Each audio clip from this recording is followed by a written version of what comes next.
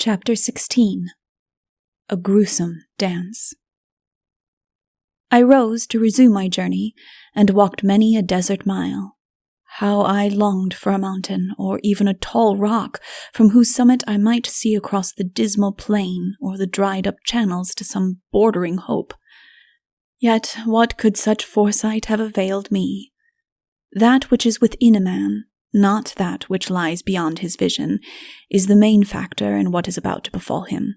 The operation upon him is the event. Foreseeing is not understanding, else surely the prophecy latent in man would come oftener to the surface.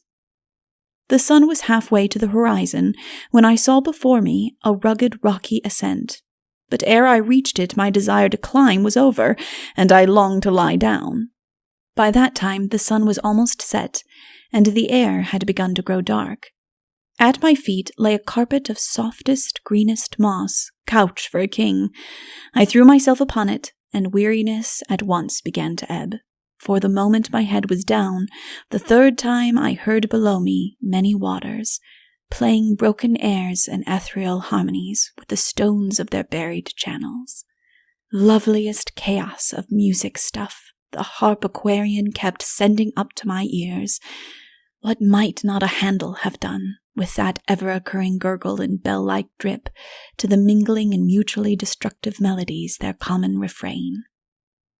As I lay listening, my eyes went wandering up and down the rocky slope abrupt above me, reading on its face the record that down there, ages ago, rushed a cataract, filling the channels that had led me to its foot. My heart swelled at the thought of the splendid tumult, where the waves danced, reveling in helpless fall, to mass their music in one organ roar below. But soon the hidden brooks lulled me to sleep, and their lullabies mingled with my dreams. I woke before the sun, and eagerly climbed to see what lay beyond. Alas, nothing but a desert of finest sand. Not a trace was left of the river that had plunged adown the rocks. The powdery drift had filled its course to the level of the dreary expanse. As I looked back, I saw that the river had divided into two branches as it fell, that whose bank I had now followed to the foot of the rocky scar, and that which first I crossed to the evil wood. The wood I descried between the two of the far horizon. Before me and to the left, the desert stretched beyond my vision, but far to the right I could see a lift in the skyline, giving hope of the forest to which my hostess had directed me. I sat down and sought in my pocket the half-loaf I had brought with me, then first to understand what my hostess had meant concerning it. Verily the bread was not for the morrow. It had shrunk and hardened to a stone. I threw it away and set out again. About noon, I came to a few tamarisk and juniper trees, and then to a few stunted firs. As I went on, closer thickets and larger firs met me, and at length I was in just such a forest of pines and other trees as that in which the little ones found their babies, and believed I had returned upon a farther portion of the same. But what mattered where, while everywhere was the same as nowhere? I had not yet, by doing something in it, made anywhere into a place. I was not yet alive. I was only dreaming I lived. I was but a consciousness with an outlook. Truly, I had been nothing else in the world I had left, but now I knew the fact. I said to myself that if in this forest I should catch the faint gleam of the mirror, I would turn far aside lest it should entrap me unawares and give me back to my old existence. Here I might learn to be something by doing something. I could not endure the thought of going back with so many beginnings and not an end achieved. The little ones would meet what fate was appointed them, the awful witch I should never meet. The dead would ripen and arise without me. I should but wake to know that I had dreamed, and that all my going was nowhither. I would rather go on and on than come to such a close. I went deeper into the wood. I was weary and would rest in it.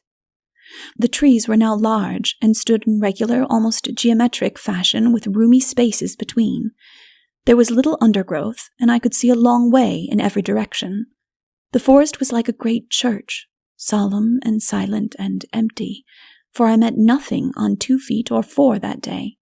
Now and then, it is true, some swift thing, and again some slow thing, would cross the space on which my eye happened that moment to settle, but it was always at some distance, and only enhanced the sense of wideness and vacancy.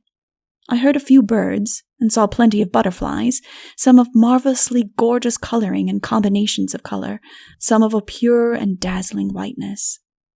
Coming to a spot where the pines stood farther apart and gave room for flowering shrubs, and hoping it a sign of some dwelling near, I took the direction where yet more and more roses grew, for I was hungry after the voice and face of my kind, after any live soul, indeed human or not, which I might in some measure understand. What a hell of horror, I thought, to wander alone, a bare existence, never going out of itself, never widening its life in another life, but bound with the cords of its poor peculiarities, lying an eternal prisoner in the dungeon of its own being. I began to learn that it was impossible to live for oneself even, save in the presence of others. Then, alas, fearfully possible. Evil was only through good, selfishness but a parasite on the tree of life. In my own world I had the habit of solitary song. Here not a crooning murmur even parted my lips. There I sang without thinking. Here I thought without thinking. There I had never had a bosom friend. Here the affection of an idiot would be divinely welcome. If only I had a dog to love, I sighed, and regarded with wonder my past self, which preferred the company of book or pen to that of man or woman, which, if the author of a tale I was enjoying appeared, would wish him away that I might return to his story. I had chosen the dead rather than the living, the thing thought rather than the thing thinking. Any man, I said now, is more than the greatest of books. I had not cared for my live brothers and sisters, and now I was left without even the dead to comfort me. The wood thinned yet more, and the pines grew yet larger, sending up huge stems like columns eager to support the heavens. More trees of other kinds appeared. The forest was growing richer. The roses were now trees, and their flowers of astonishing splendor. Suddenly, I spied what seemed a great house or castle, but its forms were so strangely indistinct that I could not be certain it was more than a chance combination of tree shapes. As I drew nearer, its lines yet held together, but neither they nor the body of it grew at all more definite, and when at length I stood in front of it, I remained as doubtful of its nature as before. House or castle habitable, it certainly was not. It might be a ruin overgrown with ivy and roses, yet of building hid in the foliage not the poorest wall remnant could I discern. Again and again I seemed to descry what must be building, but it always vanished before closer inspection. Could it be, I pondered, that the ivy had embraced a huge edifice and consumed it, and its interlaced branches retained the shapes of the walls it had assimilated? I could be sure of nothing concerning the appearance. Before me was a rectangular vacancy, the ghost of a doorway without a door. I stepped through it, and found myself in an open space like a great hall, its floor covered with grass and flowers, its walls and roof of ivy and vine mingled with roses. There could be no better place in which to pass the night. I gathered a quantity of withered leaves, laid them in a corner, and threw myself upon them. A red sunset filled the hall. The night was warm, and my couch restful. I lay gazing up at the live ceiling, with its tracery of branches and twigs, its clouds of foliage and peeping patches of loftier roof. My eyes went wading about as if tangled in it, until the sun was down and the sky beginning to grow dark. Then the red roses turned black, and soon the yellow and white alone were visible. When they vanished, the stars came instead, hanging in the leaves like live topazes, throbbing and sparkling and flashing many colors. I was canopied with a tree from Aladdin's cave. Then I discovered that it was full of nests, whence tiny heads, nearly indistinguishable, kept popping out with a chirp or two and disappearing again.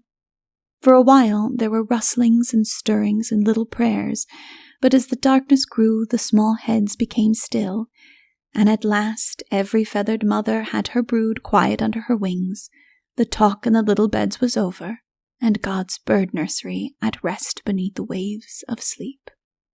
Once more a few flutterings made me look up. An owl went sailing across. I had only a glimpse of him, but several times felt the cool wafture of his silent wings. The mother birds did not move again. They saw that he was looking for mice, not children. About midnight, I came wide awake, roused by a revelry whose noises were yet not loud. Neither were they distant. They were close to me, but attenuate. My eyes were so dazzled, however, that for a while I could see nothing. At last, they came to themselves. I was lying on my withered leaves in the corner of a splendid hall. Before me was a crowd of gorgeously dressed men and gracefully robed women, none of whom seemed to see me. In dance after dance, they vaguely embodied the story of life, its meetings, its passions, its partings. A student of Shakespeare, I had learned something of every dance alluded to in his plays, and hence partially understood several of those I now saw. The minuet, the pavane, the hay, the coranto, the la volta. The dancers were attired in fashion as ancient as their dances. A moon had risen while I slept, and was shining through the countless windowed roof, but her light was crossed by so many shadows that at first I could distinguish almost nothing of the faces of the multitude. I could not fail, however, to perceive that there was something odd about them. I sat up to see them better. Heavens! Could I call them faces? They were skull fronts, hard, gleaming bone, bare jaws, truncated noses, lipless teeth which could no more take part in any smile. Of these some flashed set and white and murderous, others were clouded with decay, broken and gapped, colored of the earth in which they seemed so long to have lain. Fearfuller yet, the eye sockets were not empty. In each was a lidless, living eye, and whose wrecks of faces glowed or flashed or sparkled eyes of every color, shape, and expression. The beautiful, proud eye, dark and lustrous, condescending to whatever it rested upon, was the more terrible. The lovely, languishing eye, the more repulsive, while the dim, sad eyes, less at variance with their setting, were sad exceedingly, and drew the heart in spite of the horror out of which they gazed. I rose and went among the apparitions, eager to understand something of their being and belongings. Were they souls, or were they and their rhythmic motions but phantasms of what had been? By look nor by gesture, not by slightless break in the measure, did they show themselves aware of me. I was not present to them. How much were they in relation to each other? Surely they saw their companions as I saw them, or was each only dreaming itself and the rest? Did they know each how they appeared to the others, a death with living eyes? Had they used their faces not for communication, not to utter thought and feeling, not to share existence with their neighbors, but to appear what they wished to appear, and conceal what they were? And having made their faces masks, were they therefore deprived of those masks, and condemned to go without faces until they repented? How long must they flaunt their facelessness in faceless eyes? I wondered. How long will the frightful punition endure? Have they at length begun to love and be wise? Have they yet yielded to the shame that has found them? I heard not a word, saw not a movement of one naked mouth. Were they because of lying, bereft of speech? With their eyes they spoke as if longing to be understood. Was it truth or was it falsehood that spoke in their eyes? They seemed to know one another. Did they see one skull beautiful and another plain? Difference must be there, and they had had long study of skulls.